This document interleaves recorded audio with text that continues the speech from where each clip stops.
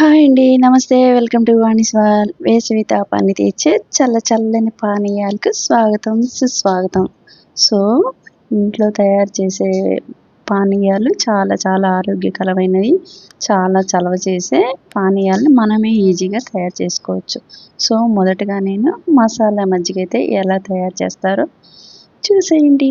First మనము ఒక పచ్చిమిరపకాయ తీసుకుని, అట్లాగే చిన్న ఒక హాఫ్ ఇంచు అల్లం ముక్క, 2, 3 చిటికెలు జీలకర్ర, కరివేపాకు. సో, ఇంతకు మించి మసాలాలు అవసరం లేదు. ఇవన్నీ కలిపి మనం మిక్సీలో వేసి గడ్డ పెరుగైతే టేస్ట్ చాలా బాగుంటుంది. సో, అదొక హాఫ్ కప్పు వేసాననమాట. అలాగే ఒక కూల్ వాటర్, చల్లని వాటర్ వేసి మిక్సీలో బాగా మెత్తగా గ్రైండ్ చేసేయాలి.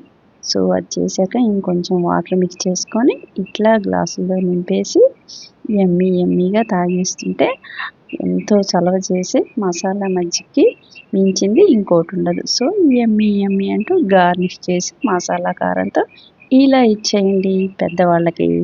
సో, ఇప్పుడు బాదం మిక్స్డ్ లస్సీ అనమాట. సో, దీనికి కావాల్సిన పదార్థాలు గడ్డ పెరుగు, తీయని పెరుగు అయితేనే లస్సీ బాగుంటుంది. సో, అదొక హాఫ్ కప్పు తీసుకున్నానమాట చిక్కటిది.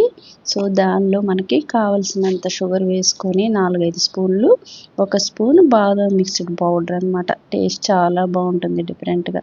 అన్నీ మిక్సీ కొట్టేసి బాగా గ్లాసుల్లో పోసారంటే యమ్మీగా తయారైపోతుంది. కొంచెం క్రీమీగా ఉంటే టేస్ట్ బాగుంటుంది అన్నమాట, మరీ గట్టిగా లేకుండా. సో, పిల్లలకి లస్సీని ఇచ్చారంటే అస్సలు వదిలిపెట్టరు. సో, చాలా ఈజీ.